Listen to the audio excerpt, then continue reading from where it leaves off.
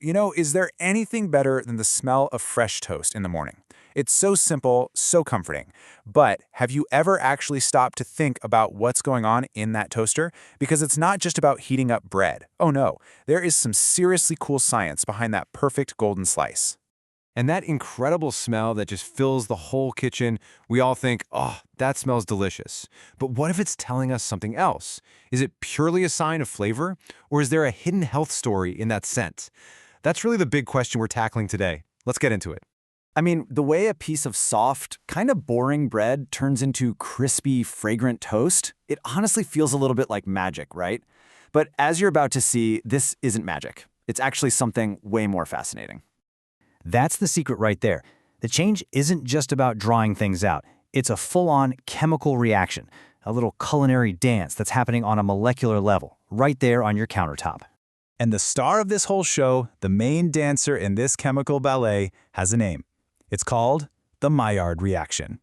Now, it might sound a little scientific, a little intimidating, but trust me, it's the secret behind some of the absolute best-tasting foods on the planet. So here's the deal, in simple terms. Bread naturally has proteins and sugars in it. When you hit them with heat, they don't just sit there. They start to combine and react with each other. This is what creates that beautiful brown color and, more importantly, a whole universe of amazing new flavors and smells. Honestly, you could call the Maillard reaction the hero of the kitchen. It's what takes food from being just, edible to being absolutely delicious. Think about the difference between a steamed piece of chicken and one with a perfectly seared, crispy skin. That's the Maillard reaction at work. It's the science of yum. And this breaks it down perfectly. So you start with plain old bread. Got your proteins, got your sugars. But then, once you get into that sweet spot, around 140 to 180 degrees Celsius, all heck breaks loose. The proteins and sugars start combining like crazy, creating hundreds of new compounds that give us that nutty, toasty, irresistible flavor.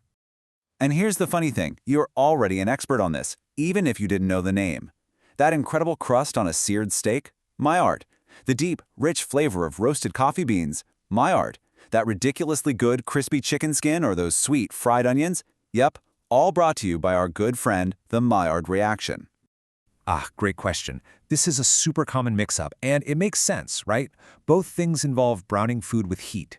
But believe it or not, they are completely different chemical processes. Let's clear this up right now.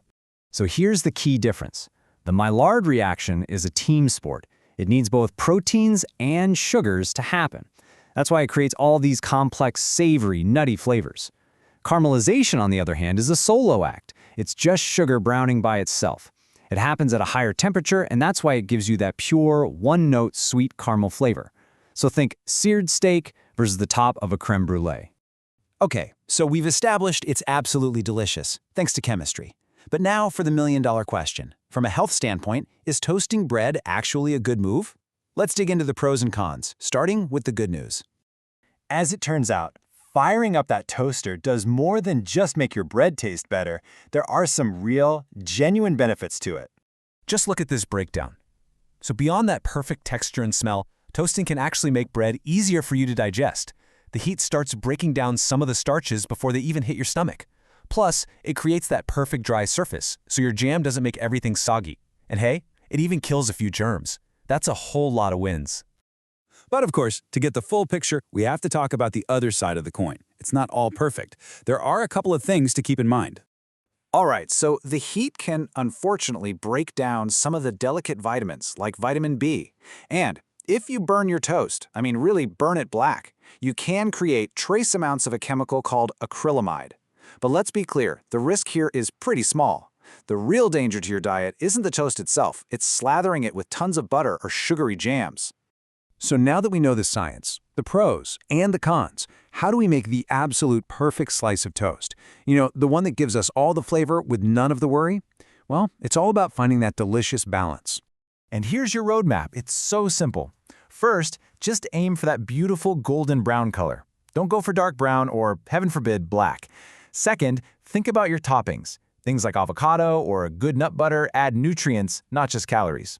Starting with a whole grain bread is always a plus since it has more nutrients to begin with. And finally, like with all good things, just enjoy it in moderation. And really, this quote just nails it. The takeaway here is that toast, when you do it right, is not something you need to be afraid of. It's a fantastic, convenient, and delicious way to start your day. So please, don't fear your toaster. So now that you're in on the secret of the Maillard reaction, I want to leave you with a little challenge. Next time you're cooking, pay attention. When you hear the sizzle of onions in a pan or smell coffee roasting, ask yourself, is that the magic I just learned about? I bet you'll start noticing it everywhere. Happy toasting.